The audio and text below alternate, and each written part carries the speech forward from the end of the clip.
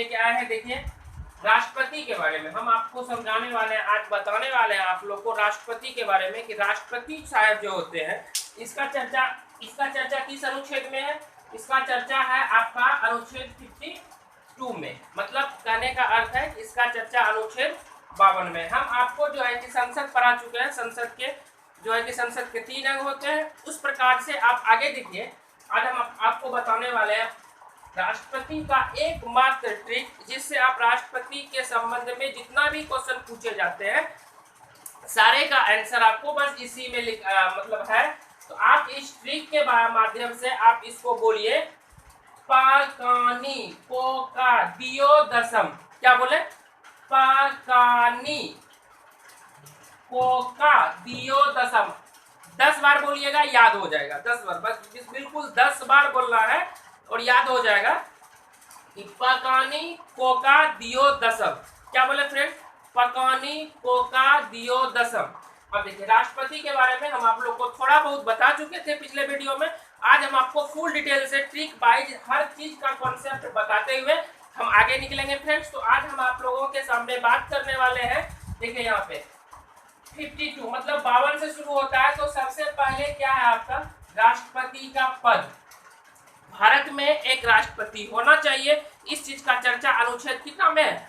52 में है। आपसे पूछेगा राष्ट्रपति पद का चर्चा किस अनुच्छेद में है, आपको बताना पड़ेगा कि राष्ट्रपति का पद का चर्चा अनुच्छेद 52 में है। तो चलिए उसके बाद हम आगे बात करते हैं कि अनुच्छेद अगर 53 का, बस इससे ज्यादा इसमें कुछ नहीं है, राष्ट्रपति मतलब होना चाहिए। उसके बाद क्या होना चाहिए, इसका जो भी योग्यता है, आगे सब चीज हम आपको बताएंगे। अगर हम आगे बात करते हैं अनुच्छेद 52 का बात करते हैं, इसमें है कि कार्यकाल का प्रधान। इसमें हम आपको बता दें कि राष्ट्रपति जो होते हैं पूरा भारत देश का कार्यपालिका का प्रधान, मतलब जो भी कार्य होगा किसके नाम से होगा? राष्ट्रपति के नाम से होगा। बात समझिएगा मेरा, जो भी काम होगा राष्ट्रपति के नाम से होगा। लेकिन अगर यहाँ पे ये पूछे कि भारत देश का कार्यपालिका का प्रधान राष्ट्रपति होते हैं और भारत देश का वास्तविक कार्यपालिका का प्रधान कौन होते हैं, तो इसका आंसर हो जाता है प्रधानमंत्री। देखिए बताते हैं, एक लिखित हो गया, जिस प्रकार से आप अपने घर में देखते होंगे कि आपका कोई भी लिखित होगा कागज आपके घर में, आपका पापा साइन करेंगे ही।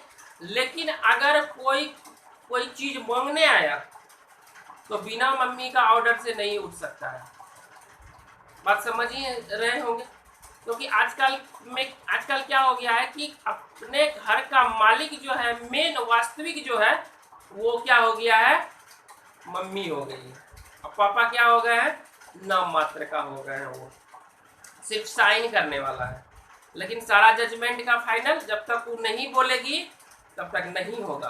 तो इस प्रकार से फ्रेंड्स हम लोग बात कर रहे हैं कि उसी प्रकार से यहाँ भी हम आपसे बात कर रहे हैं, कार्यपालिका का प्रधान क्या होता है? राष्ट्रपति होता है। लेकिन वास्तविक शक्ति जो होता है किसमें निहित होता है? प्रधानमंत्री। अभी जो भी कोरोना वायरस के इफेक्ट में जो भी आ रहा है, तो सारे आदमी तो मोदी जी के ही नाम ले रहे हैं।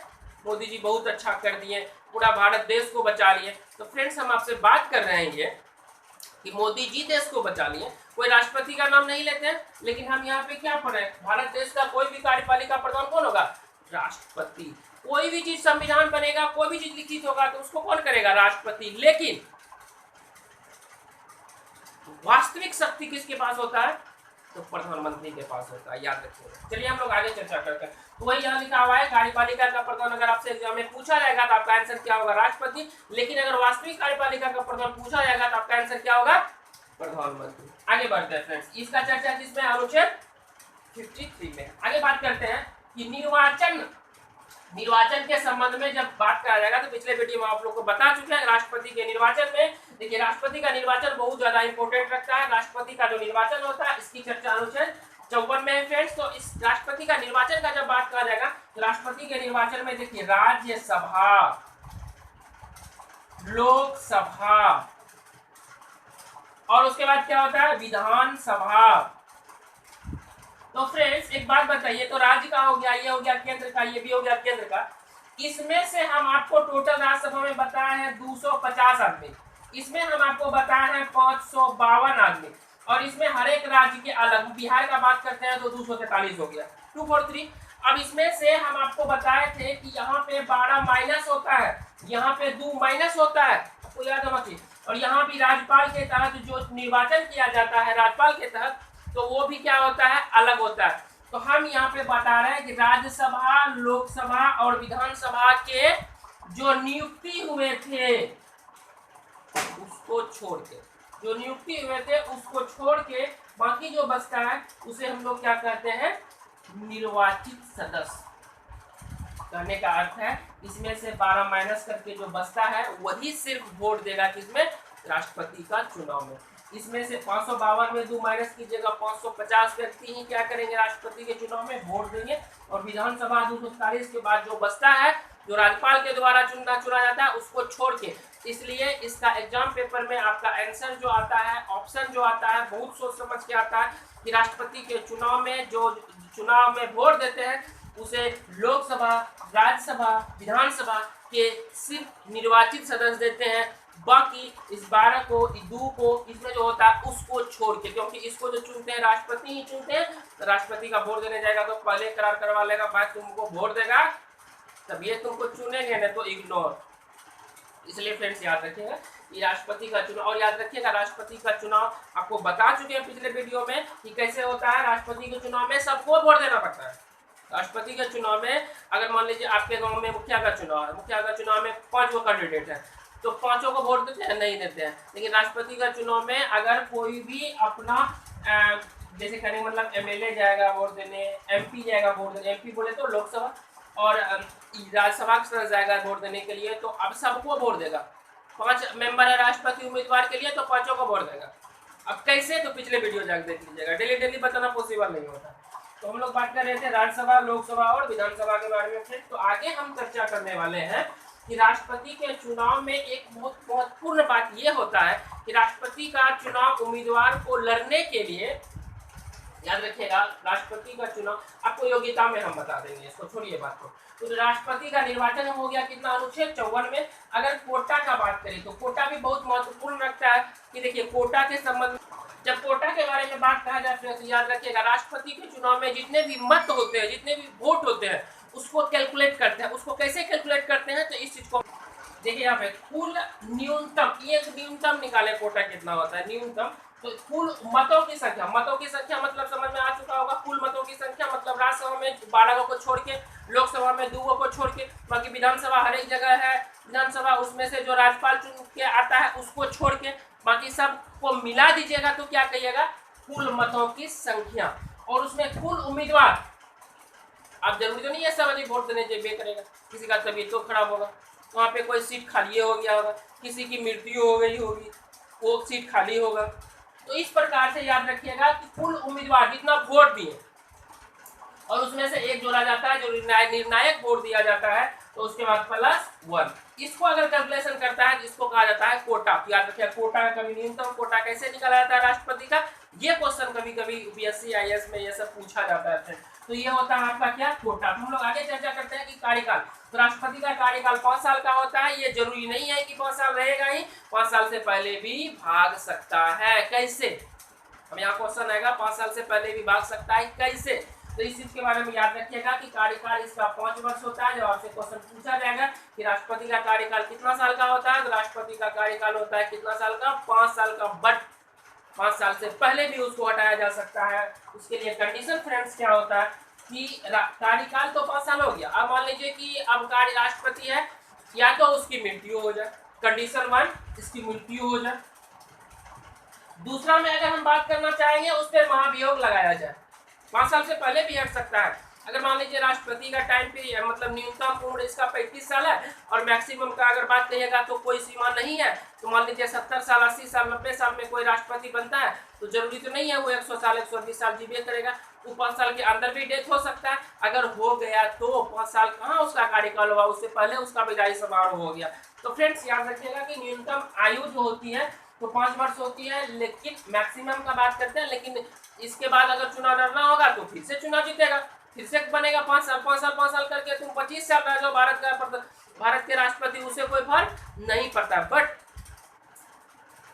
दूसरे देश का बात कहिएगा, जैसे यूएसए चले जाइए, अमेरिका चले जाइए, तो वहां मात्र एक व्यक्ति 2 बार ही राष्ट्रपति बन सकते हैं, तीसरा बार नहीं बन सकते हैं। लेकिन भारत के संविधान में ऐसा कोई प्रावधान नहीं है।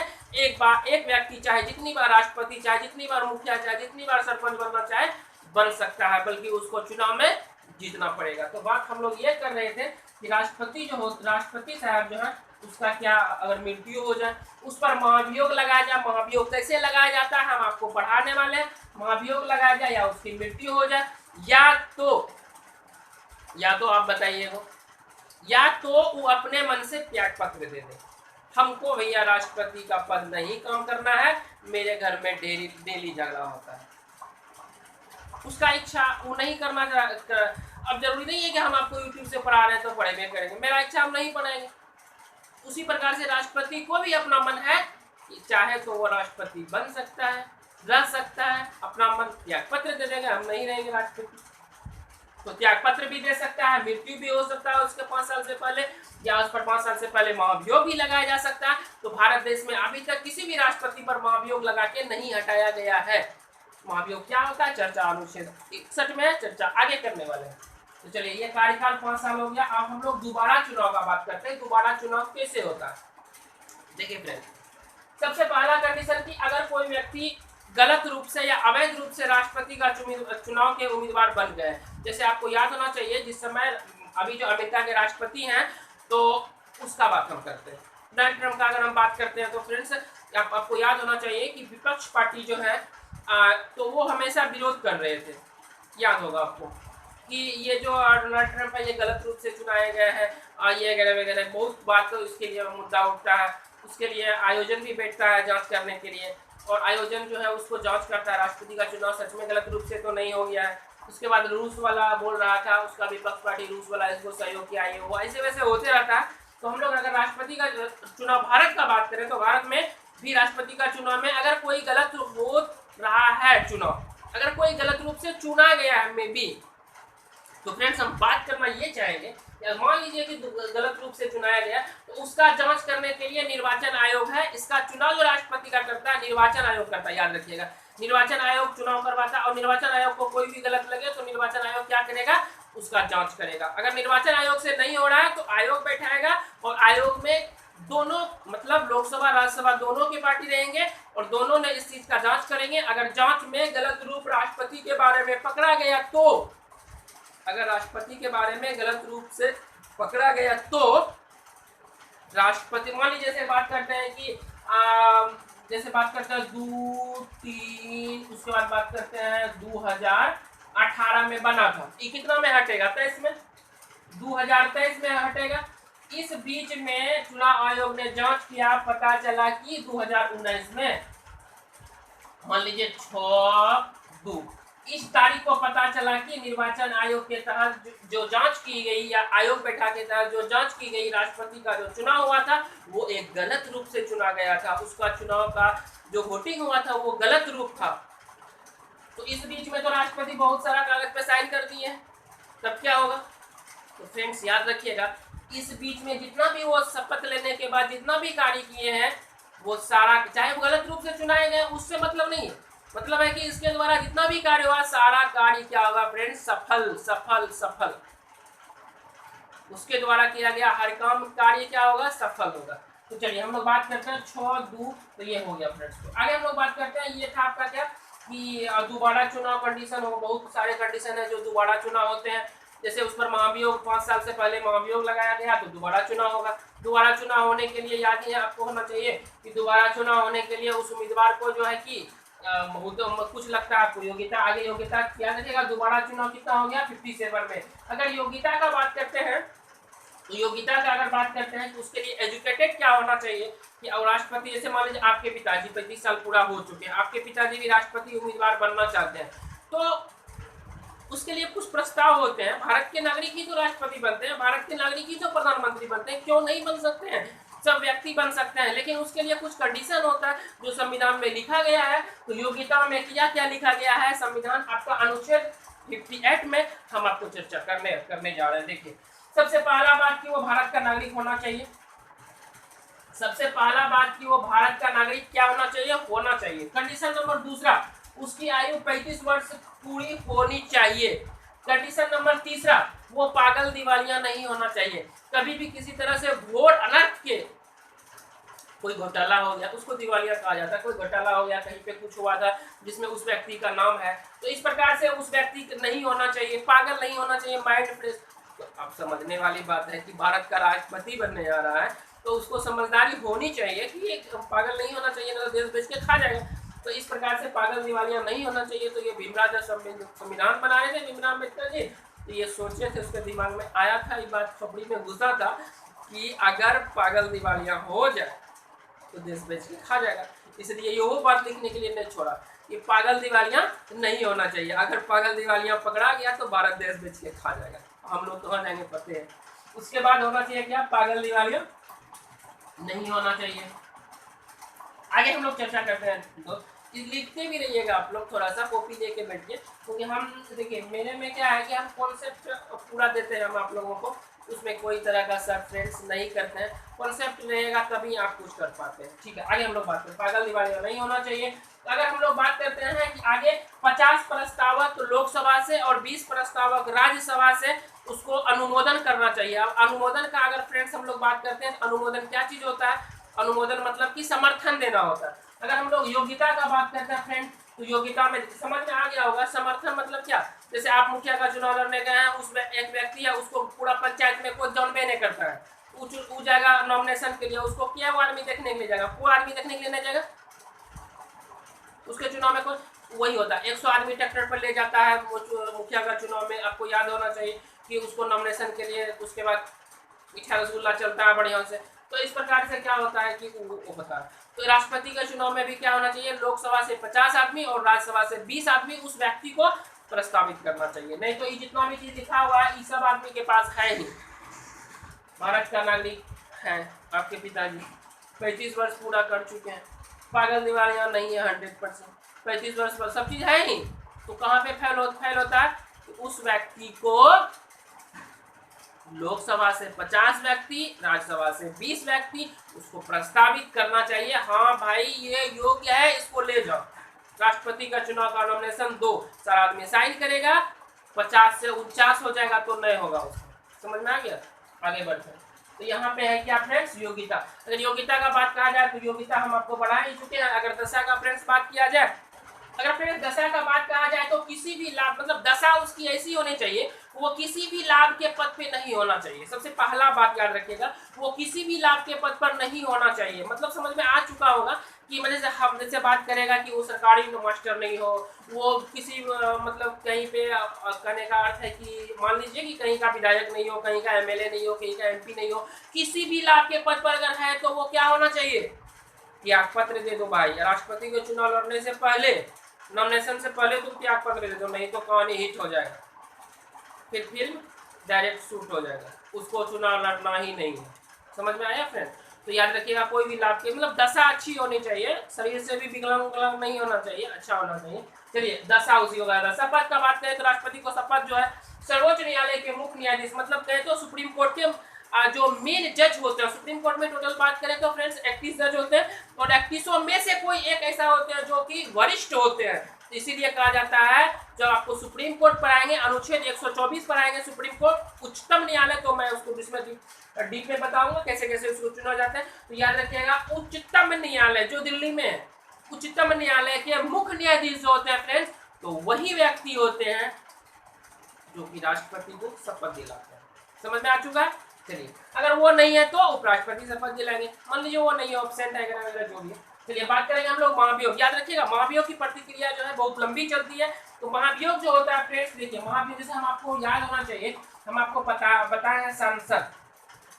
तो फ्रेंड्स हम आपको संसद जो पढ़ा है, तो संसद का 3 अंग पढ़ा है। एक पढ़ा है आपको क्या, राज्यसभा, और एक आपको क्या पढ़ा है, लोकसभा पढ़ा है, और एक आपको क्या पढ़ा है, राष्ट्रपति। तो ये दोनों सदन जो है, ये दोनों घर जो है, दोनों घर, महाभियोग का मतलब ये होता है राष्ट्रपति को हटाना। राष्ट्रपति गलत है या कोई गलत काम कर रहा है, उसके दिमाग में से मतलब नहीं एडजस्ट हो रहा है पूरा भारत है, उसको मतलब कुछ सोच लिया मन में, अरे चलो हटा यार इसको, तो हटाया कैसे जाएगा, हम लोग इसका बात करते हैं। याद रखिएगा, राष्ट्रपति का जब बात करें फ्रेंड्स, तो राष्ट्रपति जो होते हैं उसको राज्यसभा उसका महाभियोग अब हटाना, मतलब कैसे हटाना, उसका कोई प्रस्तावित तो होगा कैसे हटाना उस चीज के चर्चा। अगर हम लोग इसका बात करें, देखिए सबसे पहले तो राज्यसभा, देखिए सबसे पहले बात है कि महाभियोग कहीं से भी शुरू हो सकता है, राज्यसभा से भी शुरू हो सकता है। मतलब ई घर को अगर अच्छा नहीं लगा राष्ट्रपति तो ये भी डिलीट कर सकता है, अगर इसको बढ़िया नहीं लगा तो भी डिलीट कर सकता है, उसका अपना मन है, जो मन चाहे यहाँ से भी शुरू हो सकता है, यहाँ से भी। जैसे धन विधेयक होता है, हम आपको पढ़ाएंगे अनुच्छेद 110 में धन विधेयक की चर्चा, जिसकी शुरुआत हमेशा लोकसभा से होती है, लेकिन राष्ट्रपति का जो चुनाव होता है वो महाभियोग जो लगाया जाता है वो यहाँ से भी शुरू हो सकता है, मतलब जिसको मन चाहे वो। अगर यहाँ से शुरू हुआ 1/4 इसके घर में जितना भी आदमी था उसके 1/4 आदमी साइन करेंगे, उसके बाद यहाँ आएगा वो भी 1/4 आदमी साइन करेगा। साइन करने के बाद तब उसके बाद इस महाभियोग का वोटिंग होगा, जिसमें 2/3 वोट लाना जरूरी है। वोटिंग होने के बाद राष्ट्रपति पर महाभियोग लगेगा, राष्ट्रपति को बोलेगा गो बैक, आप जाइए। समझ में आ गया? तो फिर से चुनाव होगा, 6 महीना के अंदर फिर से चुनाव हो जाना जरूरी है फ्रेंड। याद रखिएगा, ये महाभियोग लगाने से पहले 14 दिन पहले राष्ट्रपति को सूचना देना पड़ता है, 14 दिन पहले राष्ट्रपति को सूचना देना पड़ता है फ्रेंड्स, याद रखिएगा। मतलब समझ में आया? अब हमको या मान लीजिए किसी व्यक्ति को मुखिया के पद से हटाना, चुपे चाप नहीं हटा सकते हैं, उस पर महाभियोग लगाइएगा तो उससे पहले सूचना देना पड़ेगा उसको, किसको? मुखिया को, आपको ई क्लेम में हटा रहे हैं, और उसको टाइम दीजिए 14 दिन का। अगर 14 दिन में इस बात को वकील रखिए, जिसको रख के ये बात साबित कर दिया कि हम ये गलत चीज में नहीं थे तो नहीं थे, अगर थे तब आप हटिए। जब महाभियोग लगेगा, महाभियोग टोटल प्रतिक्रिया चलेगा, अगर पास हो गया महाभियोग तो जब राष्ट्रपति साहब हट गए, उसको कहा जाता है फ्रेंड्स क्या? महाभियोग। तो इस प्रकार से हम आपको अनुच्छेद 61 तक बता दिए हैं, और बाकी सारी उपराष्ट्रपति, राष्ट्रपति के बारे में जितना भी चर्चा होता है हम आपको करते रहेंगे। मतलब आपको किसी भी सब्जेक्ट में, जीके जीएस में हम आपको बहुत आसान शब्द में पढ़ाएंगे फ्रेंड्स, बहुत आसान शब्द में। तो मेरे वीडियो को लाइक, सब्सक्राइब एंड शेयर जरूर करते रहिएगा। तो थैंक यू फ्रेंड्स।